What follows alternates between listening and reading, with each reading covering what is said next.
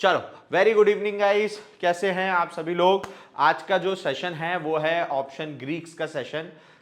हमने last session में options का एक इंट्रोडक्शन पार्ट कवर किया था, जहां पे मैंने आपको कॉल की डेफिनेशन, पुट की डेफिनेशन और इन सब के बारे में आपको इंफॉर्मेशन दी थी। और अब हम जो कवर कर रहे हैं आज के टॉपिक में वो है option Greeks. Option Greeks option Greeks कुछ ऐसे पैरामीटर होते हैं जो आपको ऑप्शंस को और ज्यादा क्लोजली समझने में हेल्प करेंगे। कुछ ऐसे फैक्टर हैं जिनको आपने अगर समझ लिया तो आप ऑप्शन के मूवमेंट, ऑप्शन के पीछे जो मूवमेंट के पीछे का जो लॉजिक है उसको समझने में आप कह सकते हैं आप समझ पाएंगे। ठीक है, चलो अब ऑप्शन ग्रीक्स में टोटल 5 ग्रीक्स होते हैं। सबसे पहला जिसको बोला जाता है डेल्टा, सेकंड जिसको बोला जाता है थीटा, तीसरा जिसको बोला जाता है गामा, पांचवा जिसको बोला जाता है वेगा, और चौथा वेगा, पांचवा रो। 5 ग्रीक्स होते हैं, डेल्टा, थीटा, गामा, वेगा, रो। ये पांचों ग्रीक्स के बारे में आज हम आज के सेशन में पढ़ने वाले हैं। तो चलो शुरू करते हैं सेशन। सबसे पहला जो ग्रीक है दैट इज आपका डेल्टा। डेल्टा ये जो ग्रीक है ये करता क्या है बेसिकली। डेल्टा आपको ये बताता है कि चेंज इन प्रीमियम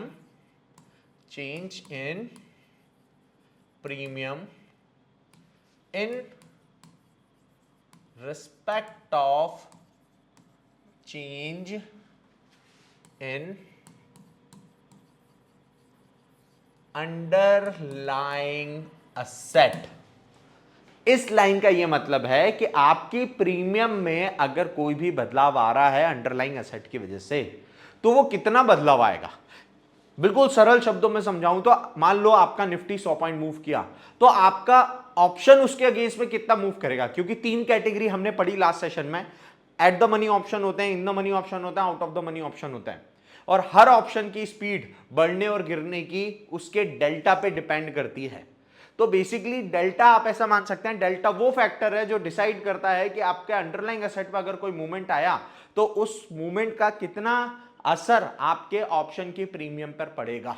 ठीक है, तो वो आप किससे कैलकुलेट करते हो, डेल्टा से। अब डेल्टा के बारे में कुछ खास बात है।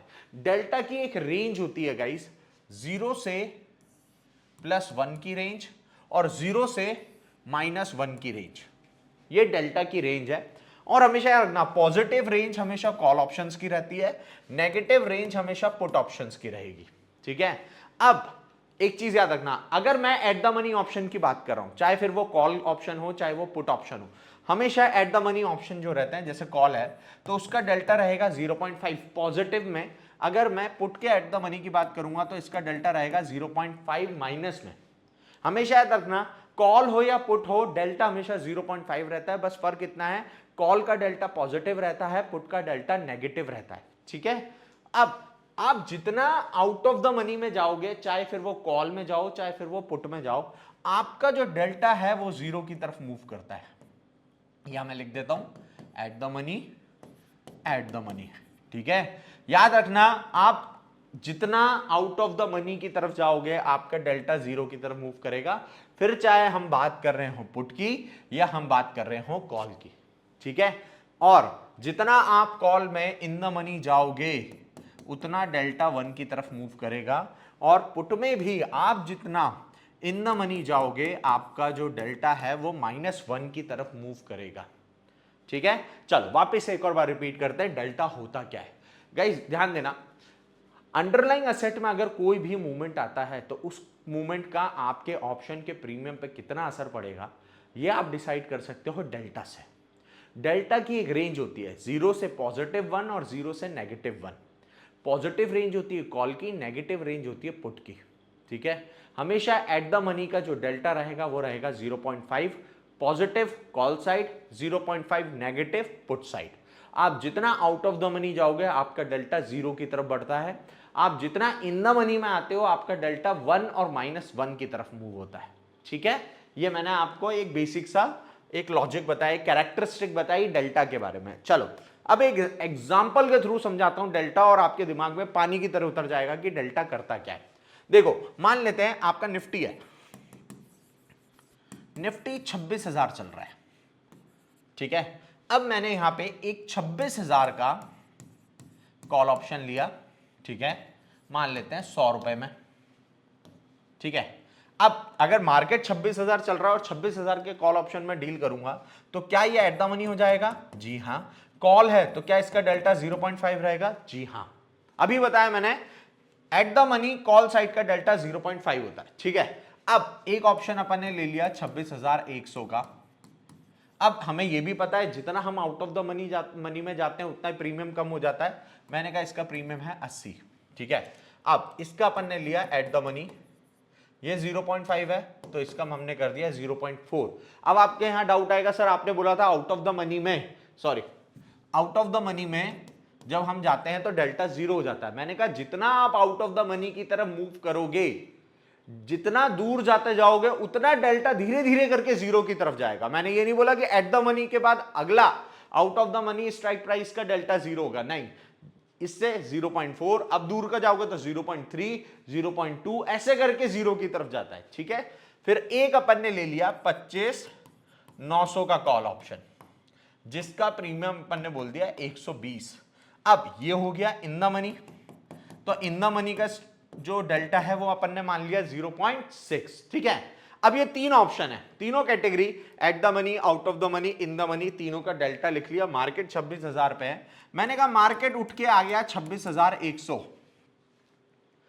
निफ्टी में 100 पॉइंट का मूवमेंट आया। अब निफ्टी में अगर 100 पॉइंट का मूवमेंट आया तो आपका जो ऑप्शंस हैं, तीनों ऑप्शंस, वो किस रेट से बढ़ेंगे ये आप डेल्टा से कैलकुलेट कर सकते हो। और उस वो कैसे करना है, बहुत सिंपल है। आपको क्या करना है, जितने भी पॉइंट का मूवमेंट आया है, मूवमेंट मल्टीप्लाई बाय डेल्टा। जैसे 100 पॉइंट का मूवमेंट आया, डेल्टा है 0.4, मतलब 40 पॉइंट का मूवमेंट आएगा। 100 मल्टीप्लाई बाय 0.5 मतलब 50 पॉइंट का मूवमेंट आएगा। 100 मल्टीप्लाई बाय 0.6 मतलब 60 पॉइंट का मूवमेंट आएगा। इसका मतलब क्या हो गया, ये जो प्रीमियम है ये 40 रुपए बढ़ के 120 हो जाएगा, ये 150 और ये हो जाएगा 180। आई बात समझ में? बहुत सिंपल है। मैंने क्या बताया कि ये जो डेल्टा है ये आपको ये बताता है कि आपका अंडरलाइंग एसेट में अगर मूवमेंट आया तो आपके ऑप्शंस की प्रीमियम में कितना बदलाव आएगा। और ये कैसे डिसाइड हुआ? कुछ भी नहीं, हमने जितने भी पॉइंट का मूवमेंट आया उसको मल्टीप्लाई कर दिया उसके डेल्टा से, ठीक है। आया समझ में सभी को? अब ये डेल्टा हम कहां देख सकते हैं, तो उसके लिए मैं आपको ले जाता हूं सेंसिबुल की वेबसाइट पे, जहां पर आप डेल्टा को देख पाओगे, ठीक है। चलो यहां पे अपन गए पीसी पे, सेंसिबुल आप सभी को पता है, या आप अपने ब्रोकर के ऐप पे भी ग्रीक्स को देख सकते हैं। सेंसिबुल जो मैं यूज करता हूं मैं आपको बता देता हूं। सेंसिबुल फ्री ऑफ कॉस्ट है गाइस, यहां पे कोई पैसे नहीं लगते, आपको जस्ट लॉगिन करना पड़ता है। यहां पे मैं लॉगिन कर लेता हूं, गूगल से लॉगिन कर सकते हैं। यहां पे यहां मैंने गूगल से लॉगिन कर लिया है। मैं यहां पे एनालाइज में जाऊंगा और ऑप्शन चेन में जाऊंगा। अब समझना, एनालाइज में गया, ऑप्शन चेन में गया। अब यहां देखेंगे ऑप्शन चेन में यहां पे एलटीपी व्यू आ रहा है, साइड में ग्रीक्स व्यू भी आ रहा है। मैंने ग्रीक्स व्यू को ऑन कर दिया। अब यहां पे आप देखेंगे जैसे ही मैंने ग्रीक्स व्यू को ऑन किया, यहां पर साइड में ग्रीक्स आ गया, डेल्टा, थीटा, वेगा, गामा, ये 4 ग्रीक्स दिखाई दे रहे। चलो अब लास्ट सेशन में हमने जो सीखा है ऑप्शन चेन के बारे में, सबसे पहले वो रिकॉल कर लेते हैं। हमेशा सेंटर में स्ट्राइक प्राइस आती है, मैंने बताया था लास्ट सेशन में, सेंटर में स्ट्राइक प्राइस आती है, लेफ्ट हैंड साइड पे कॉल का डेटा आता है, राइट हैंड साइड पे पुट का डेटा आता है, ठीक है। अब यहां पे आप देखेंगे एक प्राइस हाईलाइट हो रही है, मतलब ये एट द मनी है, ठीक है, ये एट द मनी है। तो यहां पे आप डेल्टा में चलो। अब डेल्टा में आप देखेंगे पुट की साइड पूरा डेल्टा नेगेटिव दिख रहा है, और कॉल की साइड ये रहा डेल्टा और ये रहा डेल्टा, यहां पे सारी पॉजिटिव वैल्यू है। अब एट द मनी का डेल्टा अगर आप देखेंगे तो यहां पे दिखाई देगा 0.5, कितना दिखाई दे रहा है? 0.5। इधर दिखाई दे रहा है 0.48 माइनस में। अब माइनस का 0.48 इज ऑलमोस्ट इक्वल टू 0.5, है ना, इतना इंटेलेक्चुअल लेवल तो सब में होता ही है। ठीक है, अब मैंने कहा एट द मनी का डेल्टा, भाई यहाँ 0.5 है, यहाँ माइनस का 0.5 है। ठीक है, अब अगर मैं इन द मनी में जाऊं, ये सारी strike price in the money होगी इसकी, जैसे 25,750 का कॉल, 25,700 का कॉल, ये इन द मनी है। आप देखिए हम जितना इन द मनी में जा रहे हैं हमारा डेल्टा 1 की तरफ शिफ्ट हो रहा है। देखो 0.64, 0.74, 0.82। अगर मैं आउट ऑफ द मनी में जाऊंगा तो 0.40, 0.29, 0.20, मतलब हमारा डेल्टा 0 की तरफ मूव कर रहा है। इन द मनी में 1, आउट ऑफ द मनी में 0। पुट की साइड चलें तो जैसे ही हम आउट ऑफ द मनी में जा रहे हैं हमारा डेल्टा 0 की तरफ मूव कर रहा है। माइनस का 0.36, माइनस का 0.26, माइनस का 0.18। अब अगर मैं इन द मनी की बात करूं तो आप देखें माइनस में 0.60, माइनस में 0.71, 80, 86, मतलब इन द मनी में हम जितना जा रहे हैं उतना ही हमारा डेल्टा -1 की तरफ मूव कर रहा है। ठीक है, तो देख लोगे डेल्टा अब, है ना। तो डेल्टा के बारे में एक और बार रिवाइज करा देता हूं, कोई दिक्कत नहीं है। डेल्टा होता क्या है? डेल्टा अंडरलाइंग एसेट में जो भी मूवमेंट आ रहा है उसके अकॉर्डिंग आपके ऑप्शन में कितना मूवमेंट आएगा वो आप डेल्टा से निकालते हो, क्योंकि 3 तरीके के ऑप्शन होते हैं। हर ट्रेडर अपने अपने तरीके के ऑप्शन में ट्रेड करता है, कुछ आउट ऑफ द मनी में करते हैं, कुछ इन द मनी में करते हैं और कुछ एट द मनी में करते हैं। तो अगर आपको ये मूवमेंट पकड़ना है, निकालना है, कैलकुलेट करना है, तो आप क्या देखोगे? पर्टिकुलर आपकी स्ट्राइक प्राइस का डेल्टा, जितना मूवमेंट आया उसके डेल्टा से मल्टीप्लाई कर लो, आपको समझ में आ जाएगा कि आपका ऑप्शन कितने पॉइंट से बढ़ेगा। ठीक है, तो ये था पहला ग्रीक जिसका नाम था डेल्टा। अब डेल्टा के बाद जो अगला ग्रीक आता है वो है हमारा थीटा। सारे ग्रीक्स के अपनी अपनी कुछ कैरेक्टरिस्टिक है और बहुत इंटरेस्टिंग है गाइस। सेकंड है थीटा। अब थीटा क्या होता है? थीटा बताता है आपका चेंज इन प्रीमियम, कि आपके ऑप्शन के प्रीमियम में जो बदलाव आएगा in respect of time value decay for the next 24 hours. देखो सबसे पहले तो लोगों को यही नहीं पता होता है कि टाइम वैल्यू जो डिके होती है वो कितने घंटे की होती है। ये जो कहता है ना थीटा थीटा, बट लोगों को यही नहीं पता है कि थीटा 24 घंटे का होता है, सबसे पहली चीज, है ना। तो थीटा क्या करता है? थीटा हमें ये बताता है कि आपका जो ऑप्शंस की जो प्रीमियम है उसमें से अगले 24 घंटे में कितने रुपए as a time value minus होने वाले हैं। यस, आप इसको कैलकुलेट कर सकते हो, वो भी किसको देख के? थीटा को देख के। जो भी थीटा है मतलब अगले 24 घंटे में आपके प्रीमियम में उतने रुपए as a time value minus होने वाले हैं। ठीक है, अब थीटा के बारे में दो खास बात। सबसे पहली, थीटा जो है ना वो समय के साथ अपनी रफ्तार को बढ़ा देता है। क्या मतलब है इसका? समझना। जैसे अभी निफ्टी में ट्यूसडे के दिन एक्सपायरी चल रही है, मैंने कहा ट्यूसडे को एक्सपायरी हुई, वेडनेसडे से नया कॉन्ट्रैक्ट ट्रेड हो रहा है, मैंने कहा वेडनेसडे, मान लेते हैं थीटा है -2। अब ऑब्वियस सी बात है थीटा हमेशा माइनस ही रहेगा क्योंकि उसकी वैल्यू माइनस ही होनी होती है। तो मैंने कहा थीटा है -2, मतलब अगले 24 घंटे में मेरी जो भी स्ट्राइक प्राइस है, जो भी प्रीमियम है उसकी प्रीमियम में से 2 रुपए माइनस हो रहे हैं as a time value. Wednesday, भाई थर्सडे आ गया, अभी अपनी स्पीड बढ़ा देगा। अब अगले 24 घंटे में 5 रुपए माइनस होंगे, ना कि सिर्फ 2 रुपए। फिर थर्सडे के बाद मैंने कहा फ्राइडे आ गया, -10, स्पीड बढ़ा दी। फ्राइडे के बाद सैटरडे संडे मंडे, -12, और मंडे के बाद मैंने कहा ट्यूसडे, जिस दिन एक्सपायरी है उस दिन मैक्सिमम। तो आप देखेंगे धीरे धीरे जो थीटा है वो अपनी स्पीड को क्या करता है? बढ़ाता है। इसीलिए एक्सपायरी के दिन सबसे ज्यादा टाइम वैल्यू माइनस हो रही होती है, क्योंकि थीटा अपने हाईएस्ट स्पीड पे काम कर रहा होता है। ठीक है, प्लस थीटा के बारे में एक और बहुत ज्यादा गलतफहमी है। मैं इंटरनेट पे जब इंस्टाग्राम की रील बनाता था तो मैं ऑप्शंस के ऊपर मैंने एक रील बनाई और मैंने कहा यार सही जो ट्रेड करना चाहिए ना वो करना चाहिए इन द मनी में, है ना। तो कुछ बेवकूफ लोग आए और कहते हैं अरे ये इन द मनी में तो थीटा होता है, आउट ऑफ द मनी में करो, एट द मनी में करो, ये वो। तो मेरे को जो समझ में आया ना कि लोगों को लैक ऑफ नॉलेज है, लैक ऑफ इंफॉर्मेशन है ऑप्शंस के बारे में। अब थीटा के बारे में मैं आपको एक बहुत अच्छी चीज बताता हूं, समझना। जो देखो सबसे ज्यादा लोग ट्रेड कहां करते हैं? ऑप्शंस में, या तो एट द मनी में करेंगे, या तो पास की आउट ऑफ द मनी में करेंगे, या तो पास की इन द मनी में करेंगे। ज्यादा से ज्यादा कितना? 2 स्ट्राइक प्राइस दूर चले जाएगा कोई भी व्यक्ति। मुझे लगता है मैक्सिमम ट्रेडर 2 स्ट्राइक प्राइस में ही कवर हो जाते हैं, इससे ज्यादा दूर कोई भी बायर तो नहीं जाता है ना। तो हमेशा याद रखना, जो भी एट द मनी की स्ट्राइक प्राइस है उसके ऊपर 2 आउट ऑफ द मनी की स्ट्राइक प्राइस है, और उसके नीचे 2 इन द मनी की जो स्ट्राइक प्राइस है। मतलब टोटल जो 5 स्ट्राइक प्राइस है, एट द मनी के 2 ऊपर और 2 नीचे, इन पांचों स्ट्राइक प्राइस पे आप देखोगे तो थीटा सबसे ज्यादा रहेगा, मतलब थीटा सबसे हाई रहेगा।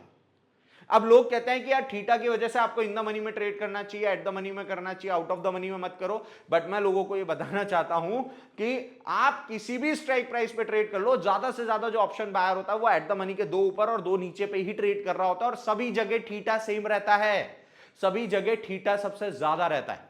अब थीटा क्या करता है? जितना आप deep out of the money में जाओगे उतना ही थीटा लो हो जाएगा, और जितना ही आप डीप इन द मनी में जाओगे और उतना ही थीटा लो हो जाएगा। ये है थीटा का गेम। थीटा हमेशा एट द मनी के आसपास और वहीं पे मिलेगा। जितना आप out of the money, in the money और आउट ऑफ द, मतलब सॉरी, जितना deep in the money, deep out of the money में जाओगे उतना ही थीटा क्या हो जाता है? लो हो जाता है। चलो दिखाता हूं, प्रैक्टिकल दिखाता हूं। यहां पे हम गए ग्रीक्स में ही जाएंगे, कुछ भी नहीं करना, सब सामने ही हमारे।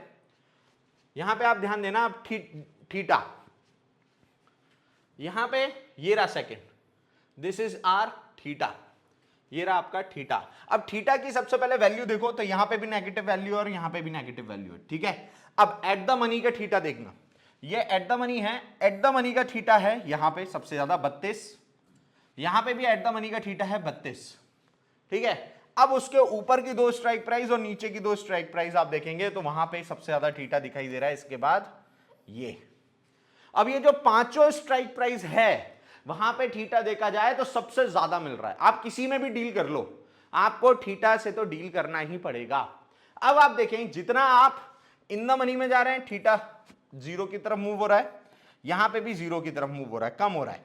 सेम इधर भी यही है, जितना आप इन द मनी में जा रहे हैं थीटा 0 की तरफ मूव हो रहा है, यहां पे भी 0 की तरफ मूव हो रहा है। तो ये होता है थीटा, है ना, जिसके बारे में लोगों को बहुत सारी गलतफहमी है। मैं तो कह रहा हूं मैक्सिमम लोगों को ये भी नहीं पता है कि थीटा 24 घंटे का होता है, ठीक है। तो सबसे पहले हमने पढ़ा डेल्टा। डेल्टा क्या करता है? अंडरलाइंग एसेट में मूवमेंट आया तो प्रीमियम में कितना मूवमेंट आएगा? थीटा। अगले 24 घंटे में मेरी प्रीमियम में से कितने रुपए as a time value minus होना है, ये हमें किससे पता चलता है? थीटा से। चलो 2 हो गए भाई, डेल्टा और थीटा। अगला है गामा। अब गामा को लेके तो बहुत ज्यादा रूमर्स है मार्केट में, जो कि मैं अभी क्लियर कर दूंगा। गामा, सबसे पहले गामा समझना, गामा होता क्या है। गामा हमें यह बताता है जो भी डेल्टा में बदलाव आएगा, change in delta is gamma. जो भी डेल्टा में बदलाव आएगा उसको हम गामा से रिप्रेजेंट करते हैं, ठीक है। अभी थोड़ी देर पहले अपन ने एक एग्जांपल लिया था, उसी एग्जांपल को रिपीट करके गामा समझाता हूं। देखो, मैंने कहा निफ्टी चल रहा है 26,000। निफ्टी कितना चल रहा है? 26,000।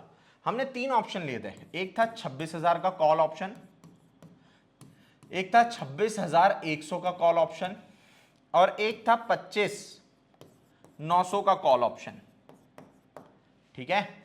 अब हमने इसका डेल्टा जो लिखा था वो कैसे लिखा था? ये एट द मनी था तो इसका डेल्टा है 0.5, ये आउट ऑफ द मनी है तो डेल्टा है 0.4, ये है इन द मनी तो इसका डेल्टा कर दिया 0.6, ठीक है। अब मैंने क्या बोला था, ध्यान से समझना कि यार मार्केट 26,100 आ गया, बहुत ध्यान से समझना।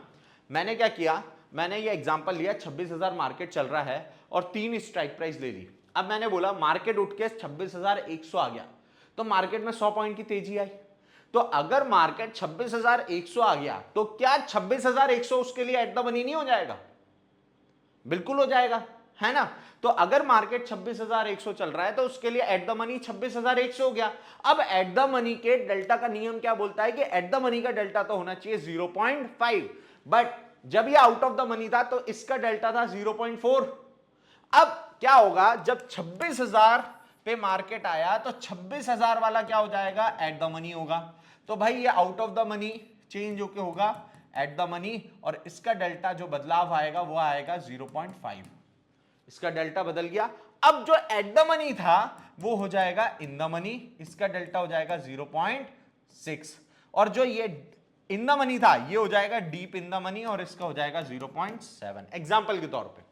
ठीक है, अब यहां पे आप एक चीज नोटिस करना कि भाई ये जो था out of the money at the money बना, तो इसमें डेल्टा में बदलाव आया। डेल्टा में बदलाव कितना आया, 0.4 से चेंज हो गया 0.5 में, तो ये जो बदलाव आया है ये आया 0.10 का, और ये जो बदलाव है इसी को हम क्या बोलते हैं, गामा। तो डेल्टा में जो बदलाव आया दैट इज गामा। ठीक है, अब इंटरनेट पे कुछ समय पहले, साल डेढ़ साल पहले एक वर्ड चला, गामा ब्लास्ट, गामा ब्लास्ट। मैंने कहा यार ये गामा ब्लास्ट क्या है, चलो देखते। तो मैंने भी महीने डेढ़ महीने इस पे रिसर्च करी, फिर मेरे को पता चला कि ये तो यूट्यूब पे लोगों ने बेवकूफ बनाने के लिए एक नई टर्मिनोलॉजी निकाल दी है। क्योंकि अब मैं आपको एक चीज समझाता हूं, देखो आप लोगों ने बेसिक मैथ्स तो समझ में आती है ना, a + b = c। ठीक है, एक एग्जांपल से समझाता हूं, साइकिल सबने चलाई है। साइकिल में अगर अपन एक पैडल को दबाते हैं तो क्या दूसरा पैडल अपने आप ऊपर आता है कि नहीं आता, आता है अपने आप, है ना। अच्छा, अब बहुत ध्यान से समझना, सबसे पहले ये समझो गामा जो है वो क्या है, जब डेल्टा में बदलाव आएगा तभी गामा कैलकुलेट हो सकता है, और डेल्टा में बदलाव कब आएगा, जब मार्केट में मूवमेंट आएगा। सही है ये, क्योंकि ये इक्वेशन है, प्रोडक्ट इक्वेशन से निकाला है। आप, मेरे को ये नहीं समझ में आता कि गामा ब्लास्ट कैसे हो सकता है जब मार्केट में मूवमेंट ही नहीं आया। सोच के देखना ये बात, गामा किसके बीच का डिफरेंस है, गामा है डेल्टा में जो बदलाव आया उसके बीच का डिफरेंस, और डेल्टा में बदलाव कब आएगा, जब मार्केट में मूवमेंट आएगा। तो मुझे बताओ पहले गामा ब्लास्ट होगा या सबसे पहले मार्केट में मूवमेंट आएगा। ऑब्वियस सी बात है मार्केट में मूवमेंट आएगा तभी, है ना। तो गामा ब्लास्ट जैसे हॉक्स वर्ड पे ध्यान देने की जरूरत नहीं है आपको। ठीक है, I hope I made my point very much clear. ठीक है, तो ये होता है गामा। ठीक है, अब आते हैं सबसे इंपॉर्टेंट ग्रीक पे, दैट इज वेगा। अगर आप एक अच्छे ऑप्शन बायर बनना चाह रहे हो या ऑप्शन ट्रेडर बनना चाह रहे हो तो आपको वेगा तो समझ में आना ही चाहिए। वेगा क्या होता है ये समझिए। वेगा को हम अलग अलग नाम से जानते हैं, जिसमें सबसे पहला नाम है इसका इंप्लाइड वॉलेटिलिटी, जिसको हम आईवी भी बोलते हैं। अब हमने ऑप्शन में दो आईवी पढ़ लिया, एक है इंट्रिंसिक वैल्यू और एक होता है इंप्लाइड वॉलेटिलिटी। दोनों में बहुत अंतर है ना। इंप्लाइड वॉलेटिलिटी भी बोलते हैं, और या फिर इसको बोला जाता है level of fear. Level of fear, fear का मतलब होता है डर।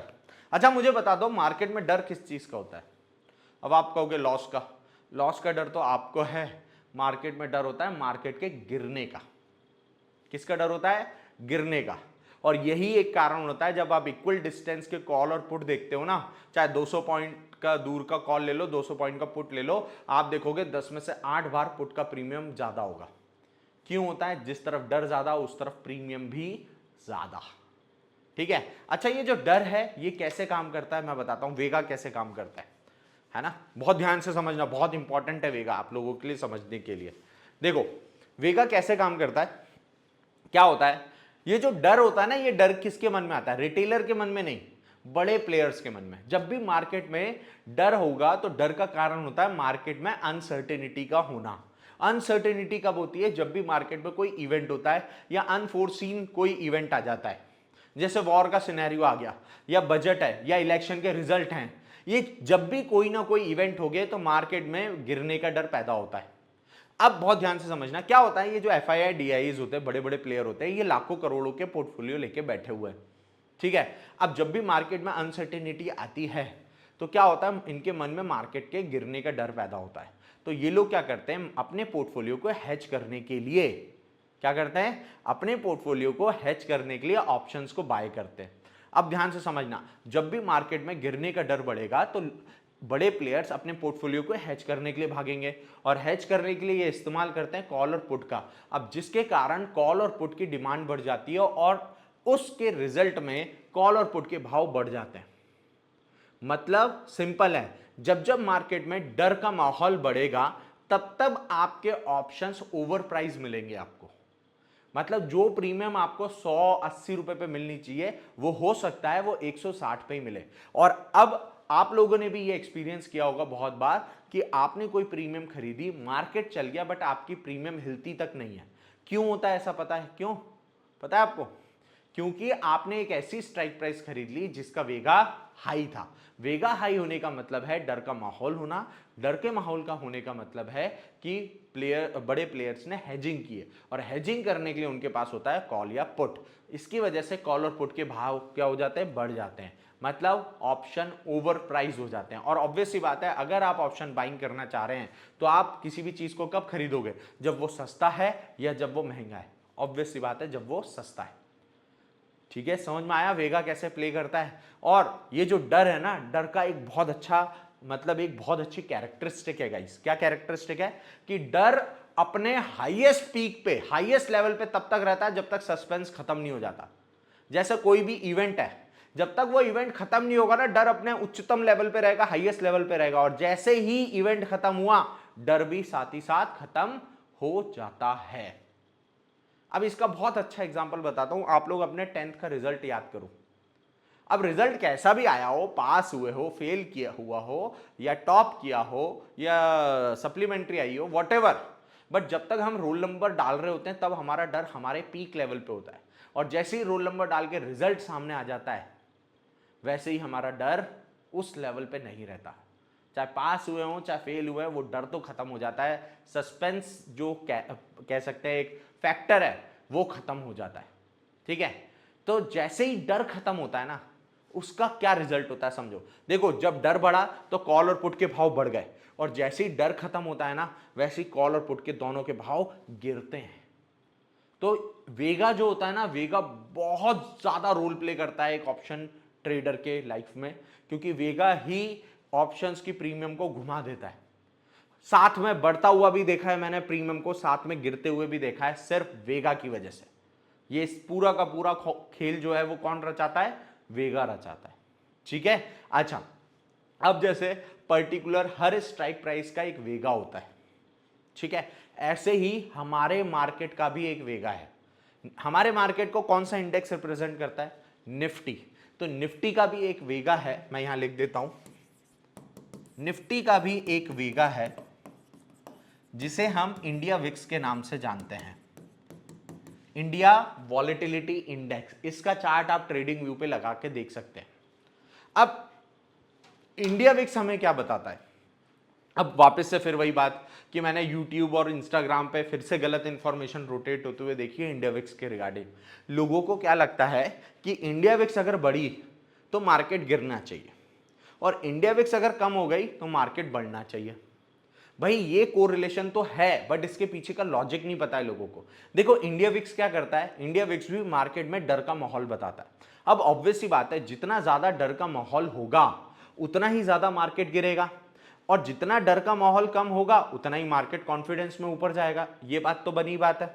ठीक है, बट फिर भी क्या होता है, कभी कभी आप खुद इमेजिन करो, मार्केट अगर अप ट्रेंड में चल रहा है, अगर मार्केट अप ट्रेंड में चल रहा हो तो एक हायर हाई लगाएगा, तो फिर एक हायर लो लगाने नीचे भी तो आएगा। तो जब मार्केट नीचे आ रहा होगा तो क्या मार्केट में डर का माहौल पैदा होगा? नहीं होगा। क्यों? क्योंकि मार्केट में कॉन्फिडेंस है कि मार्केट सिर्फ एक करेक्शन के लिए नीचे आ रहा है, ना कि मार्केट क्रैश हो रहा है। तो इस केस में आप क्या देखोगे? मार्केट गिर रहा होगा, बट उस केस में आपका इंडिया विक्स नहीं बढ़ेगा। मार्केट में किसी भी तरीके का डर का माहौल नहीं होगा। और इसका मैं एक बहुत अच्छा एग्जांपल बता सकता हूं, और इंडिया विक्स आपको बहुत ज्यादा हेल्प करती है मार्केट में यह आइडेंटिफाई करने के लिए कि मार्केट में करेक्शन है या क्रैश है। कैसे जज करोगे? मैं एक बहुत अच्छा एग्जांपल बताता हूं पिछले साल का। पिछले साल सितंबर से मार्केट मुंह के बल गिरना चालू होता है और अगले 6 महीने तक गिरता है। मैं दिखा देता हूं चार्ट पर। यह निफ्टी का चार्ट है, ये निफ्टी का मैं डेली टाइम फ्रेम लगाया है गाइस। देखो, मैं डेट वाइज भी बताऊंगा पूरा। ये देखो, ये निफ्टी का डेली टाइम फ्रेम है। डेली टाइम फ्रेम पे आप देखोगे ये जो लेवल है, ये हटाओ, 26, ये एक हाईएस्ट पॉइंट था पिछले साल सितंबर का। 26 आ गया, मतलब 2024 की बात कर रहा हूं मैं। तो यहां पे आप देखेंगे 27 सितंबर को इसने 26,200 का जो हाई था वो मारा था। उसके बाद से हमारा मार्केट गिर रहा है, गिर रहा है, गिर रहा है, गिर रहा है, गिर रहा है, गिर रहा है, गिर रहा है, और 22,000 के करीब आ जाता है, 22,000 के भी नीचे आ जाता है। 26,000 से 22,000 मतलब निफ्टी ऑलमोस्ट 4,000 पॉइंट टूट जाता है। अब जब मार्केट 6 महीने लगातार गिरता है ना, मैं कह रहा हूं रिटेलर है ना, पानी भी नहीं मांगता है। निफ्टी का लगातार 6 महीने गिरना, अगर आप इस मार्केट को एक्सपीरियंस कर चुके हैं तो आपको पता है कि कितनी हालत खराब हो जाती है लोगों की। लोग इस समय दूर भागते हैं शेयर मार्केट से। अब एक बहुत अजीब सी बात है कि दुनिया में कहीं पे भी सेल लगती है तो लोग टूट पड़ते हैं, बट स्टॉक मार्केट में सेल लगती है तो लोग स्टॉक मार्केट में आने से कतराते हैं। क्यों कतराते हैं? अगर आपने इंडिया विक्स को समझ लिया ना तो आपको समझ में आ जाएगा कि ये क्रैश नहीं है, ये सिर्फ और सिर्फ सेल है। कैसे समझो, यहां पे जब मार्केट पिछले 6 महीने से गिर रहा था ना, तब इंडिया विक्स कहीं पे भी नहीं गया। अगर मार्केट गिर रहा है और इंडिया विक्स बढ़ रहा है तो मेरे को समझ में आता है कि मार्केट में पैनिक सिचुएशन है, मार्केट में डर का माहौल है। बट अगर इंडिया विक्स कहीं पे भी नहीं जा रहा, जो कि नहीं गया, मैं दिखा देता हूं इंडिया विक्स का चार्ट। अगर आप इंडिया विक्स का चार्ट देखेंगे और पिछले साल सितंबर से देखेंगे, देखिए ये इधर देखिए, ये रहा 2024, ये 2024 का सितंबर मैंने मार्क किया है, ये सितंबर, इसको वाइट कर दो, ये सितंबर से मार्च तक की गिरावट, और ये मैंने मार्च किया। देखो इंडिया विक्स कहीं गया ही नहीं, इंडिया विक्स एक रेंज के अंदर ही अटका रह गया। बस बीच में थोड़ी सी स्पाइक इसलिए दिखाई दे रही है आपको, कहां गई वो स्पाइक, ये वाली फरवरी वाली जो स्पाइक है, ये ऊपर गया जब, क्योंकि तब बजट था, है ना, बजट पे भी कोई खास पैनिक का मूवमेंट नहीं था। तो आप देखेंगे मार्केट गिर रहा है बट इंडिया विक्स कहीं से कहीं तक नहीं जा रही है। इसका मतलब मार्केट में क्रैश नहीं है, मार्केट में सिर्फ और सिर्फ करेक्शन है। क्योंकि मार्केट का नेचर है, अगर मार्केट ने हायर हाई लगाया है तो एक हायर लो भी लगाएगा। ठीक है, तो ये जो कॉन्सेप्ट है, इससे आप बहुत अच्छी तरीके से मार्केट के क्रैश या करेक्शन का बाइफिकेशन कर सकते हैं। अब इंडिया विक्स का अगर आप चार्ट देखें, देखो मैं वीकली टाइम फ्रेम लगाता हूं इंडिया विक्स का, ये इंडिया विक्स का वीकली टाइम फ्रेम है। अगर आप वीकली टाइम फ्रेम पे देखेंगे, देखो ये क्या बताता है इंडिया विक्स जितना बढ़ेगा ना, मतलब मार्केट में उतना डर का माहौल, इंडिया विक्स जितना नीचे रहेगा मतलब मार्केट उतना ही काम चल रहा है, उतना ही कॉन्फिडेंस जोन में चल रहा है। अब इससे मुझे क्या समझ में आता है कि यार इंडिया विक्स का ये बेस लेवल है, जो मैंने रेड लाइन लगाई, ये एक बेस लेवल है। हमेशा इंडिया विक्स इसी के आसपास रहता है, ये लोएस्ट लेवल है। और अभी आप देखोगे इंडिया विक्स अपने लोएस्ट लेवल पे है, ये देखो लोएस्ट लेवल के आसपास ट्रेड कर रही है, मतलब मार्केट में कहीं से कहीं तक कोई भी पैनिक सिचुएशन नहीं है। पैनिक सिचुएशन कैसी दिखाई देती है वो मैं बताता हूं। उससे पहले एक चीज और समझ ले, जब आप इंडिया विक्स का चार्ट देखते हैं तो आपको समझ में आता है कि यार इंडिया विक्स इस रेंज के अंदर तो हमेशा रहती है। ये जो दो लाइनें मैंने बनाई, इंडिया विक्स का ये कंफर्ट जोन है, मतलब इंडिया विक्स जब भी 8 से 20 के बीच में चल रही है तो आप समझ जाओ मार्केट में इतना कोई बड़ा पैनिक मूव नहीं है, पैनिक वाली कोई बात नहीं है। बट जैसे ही इंडिया विक्स 20 के ऊपर निकलना चालू हो, वैसे ही आपको सतर्कता बरतना स्टार्ट कर देना चाहिए, क्योंकि ये एक सिग्नल है कि मार्केट में कुछ तो गड़बड़ है बॉस। ठीक है, जैसे कोविड के टाइम की मैं सिचुएशन दिखाता हूं, जो इंडिया विक्स मैक्सिमम टाइम 8 से 20 के बीच में रहती है, वही इंडिया विक्स कोविड के टाइम पे 86 का हाई लगा के आई थी। 86, सोच के देखो कितना ज्यादा मार्केट में क्रैश और मार्केट में डर था। मार्केट में क्रैश क्यों? क्योंकि मार्केट में डर का माहौल था। तो इंडिया विक्स आपको बहुत कुछ बताती है, बहुत कुछ। ठीक है, तो ये तो था आपके लिए इंडिया विक्स। और आखिरी जो ग्रीक है वो है आपका रो। रो क्या करता है? रो बहुत सिंपल है, मतलब आप रो को तो कहीं देखोगे भी नहीं, है ना, रो कहीं पे भी दिखता भी नहीं है। कैसा है रो वो मैं बता देता हूं। पांचवा है रो। रो क्या करता है? Change in premium in respect of change in bank interest rates. Bank की जो इंटरेस्ट रेट होती है ना, जो कि आए दिन चेंज नहीं होती है ना।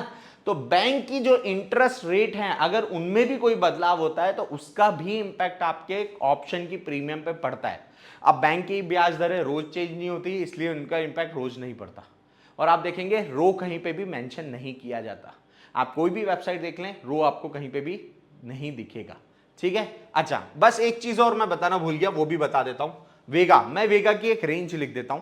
देखिए, आपको अगर ऑप्शन के पॉइंट ऑफ व्यू से वेगा देखना है यानी आईवी देखनी है, तो मैं प्रेफर करता हूं एनएससी की ऑप्शन चेन।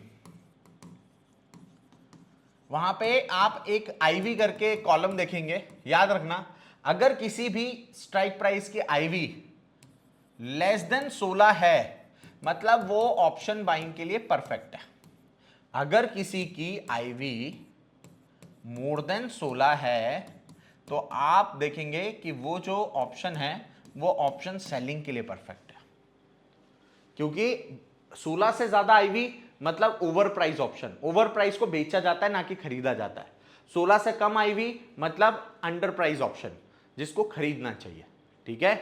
अब ये कहां दिखता है वो भी मैं एक बार बता ही देता हूं आपको। एनएससी की ऑप्शन चेन पे ही वेगा देखेंगे, इसके अलावा कहीं और का वेगा पे हम यकीन नहीं करेंगे। मैं गया एनएससी की ऑप्शन चेन पे, ये एनएससी की ऑप्शन चेन है।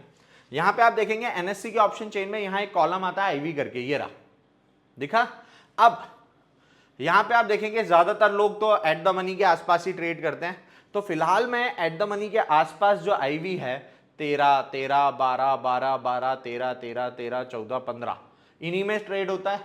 आप देखेंगे किसी की भी आईवी 16 के ऊपर नहीं है। जो आईवी 16 के ऊपर है, जैसे 220 17, ये वाली 220 रुपए की कौन सी है, 25 600 की आईवी है 16, 25 550 की है 17। तो ये सारे जो ऑप्शन है ये ओवर प्राइस हो रखे हैं, इनको सेल करके पैसा बनाने के ज्यादा चांसेस है ना कि बाय करके। ठीक है। तो ये आईवी है और यही सेम आईवी आपको पुट में भी दिखाई देगी। ठीक है। तो इंप्लाइड वॉलेटिलिटी आप यहां से देखेंगे, इंप्लाइड वॉलेटिलिटी का मतलब होता है वेगा। ठीक है। तो ये थे आपके पांचों ग्रीक्स। एक बार फास्ट फॉरवर्ड में मैं रिवाइज करवा देता हूं। ठीक है। डेल्टा, डेल्टा क्या करता है, अंडरलाइंग असेट में अगर कोई मूवमेंट आया तो उसका इंपैक्ट हमारे ऑप्शन के प्रीमियम पे कैसे पड़ेगा, ये आप डेल्टा से कैलकुलेट करते हो। सेकंड, थीटा, थीटा थीटा हमें ये बताता है कि हमारी प्रीमियम में कितने रुपए एज अ टाइम वैल्यू अगले 24 घंटे में माइनस होने वाले हैं। और थीटा धीरे धीरे अपनी स्पीड बढ़ाता है। एट द मनी के आसपास जो 5 टोटल स्ट्राइक प्राइस है उसमें थीटा सबसे ज्यादा मिलेगा। ठीक है। फिर आता है गामा। गामा क्या बताता है, डेल्टा में अगर कोई बदलाव आया तो वो गामा से रिप्रेजेंट किया जाता है। वेगा, वेगा क्या बताता है, मार्केट में डर का माहौल, जहां डर का माहौल ज्यादा वहां ऑप्शन की प्राइसेस ज्यादा, मतलब ओवर प्राइस हो चुकी है। ठीक है। जहां डर का माहौल कम वहां ऑप्शन बाइंग करने में कॉन्फिडेंस, सिंपल सी बात। ठीक है। आईवी जो इंप्लाइड वॉलेटिलिटी होती है वही वेगा होती है, जो कि आप एनएससी की ऑप्शन चेन से देखिए। फिर आखिरी में आता है रो। रो क्या करता है, रो आपको ये बताता है कि आपकी बैंक की ब्याज दरों में अगर कोई बदलाव आया तो आपके उसका जो इंपैक्ट आपके ऑप्शन के प्रीमियम पे आएगा वो कितना आएगा, वो आपको बताता है रो। तो ये हो गए आपके पांचों ग्रीक्स। आई होप आपको ये पांचों ग्रीक्स को लेके अब क्लैरिटी मिली होगी।